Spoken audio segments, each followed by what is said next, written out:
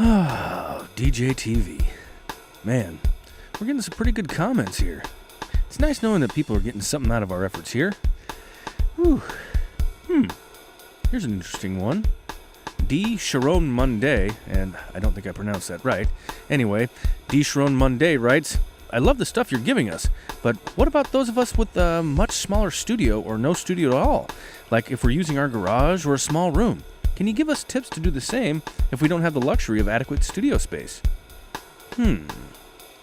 Well, the studio I shoot in isn't really that huge, but granted it's bigger than my garage. Monday makes a point here. I should put together an episode that deals with shooting in a not-so-ideal place, like my garage. I've had to do it before, so that settles it.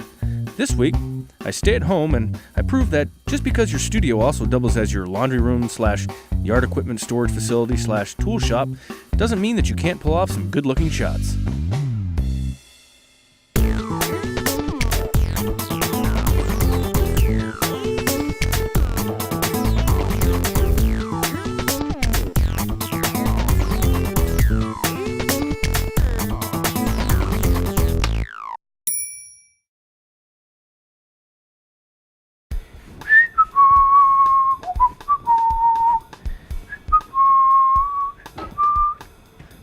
What's this?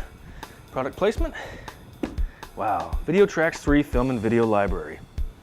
Boy, this brings back memories. Seems like just yesterday I was running around this great country of ours, lining up talent, securing locations, and producing about 1,000 clips for this monster. But you know, it gets me thinking about the usefulness of Videotrax in your productions. You know, there's a lot of clips in the entire library. You know, enough to put together entire sequences and no-shoot commercials or whatever the case.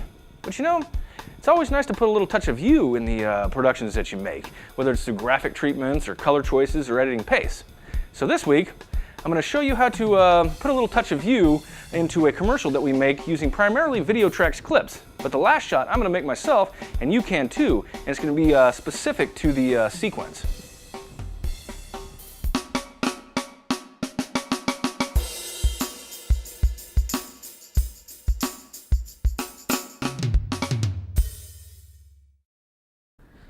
Well, playing behind me here on my trusty old garage TV is a sequence that I've assembled for a pretend back-to-school commercial for a local private school.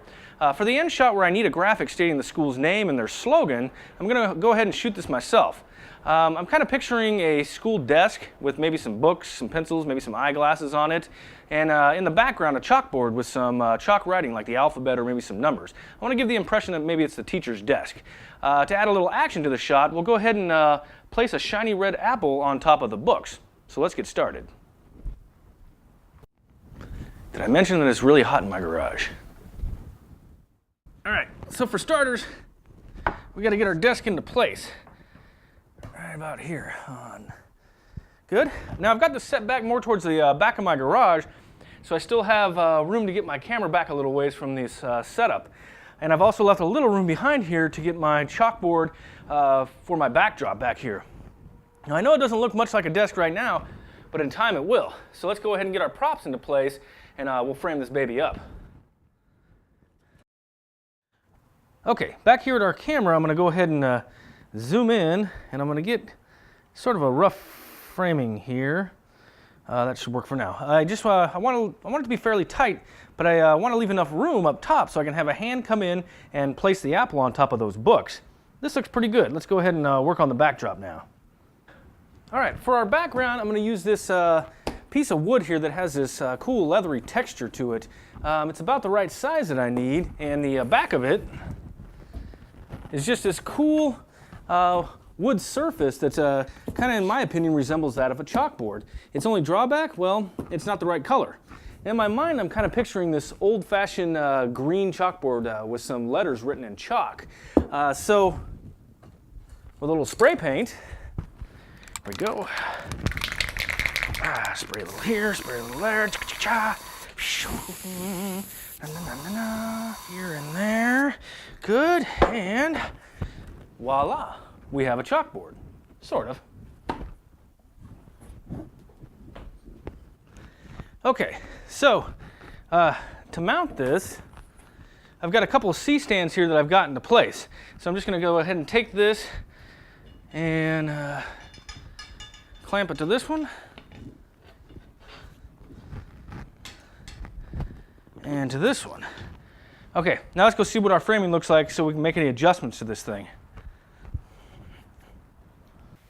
Okay, well, we need to move things around a little bit in the frame, but this is coming together. Now we just need to light this baby up. Okay, our main source for this is going to be this 1,000-watt light with a softbox attached to it. You know, I've also got attached to the front of the softbox a little set of louvers. It just kind of helps to take this soft beam of light and just make it a little more directional. This is good for little tight spaces like this. Now, as far as positioning goes, I've got it, just off to the side and almost behind our subject. This is going to help me to keep light from spilling onto our chalkboard here, so I can kind of light that separately.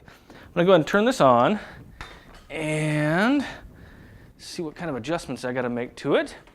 Now, since I've got this kind of off to one side into the extreme a little bit, I need to fill in the other side and fill in any shadows that we got going on here. And for that, I'm going to use a hunk of foam core.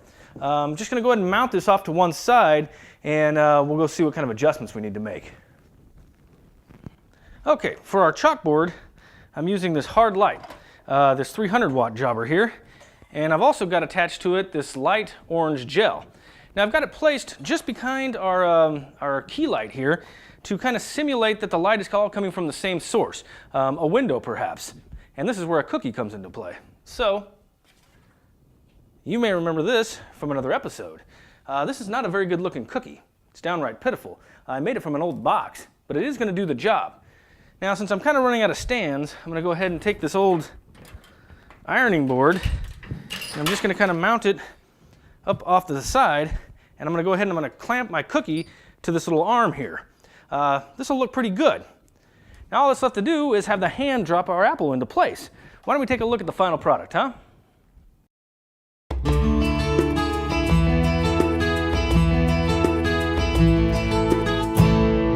Fairview Elementary School, where even our name implies that your outlook isn't that clear. All right, let's recap, shall we? All right, we get our desk into place and our props, things like that. Good. Let's go and get these C-stands up for our chalkboard background. Excellent.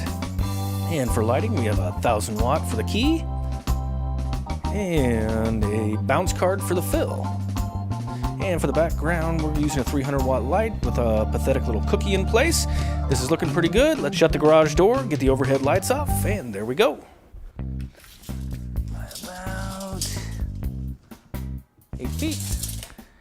Well, there you go. Just because you're limited in space doesn't mean you need to be limited in creativity. This whole setup here only took up about an 8x8 section in my garage.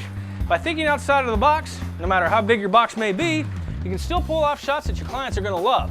Well, that's about it for this week. Thanks a lot for watching. Good luck. Whew. Man,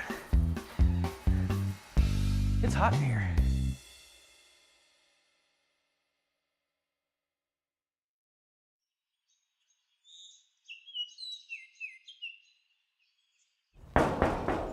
Dad, you okay in there?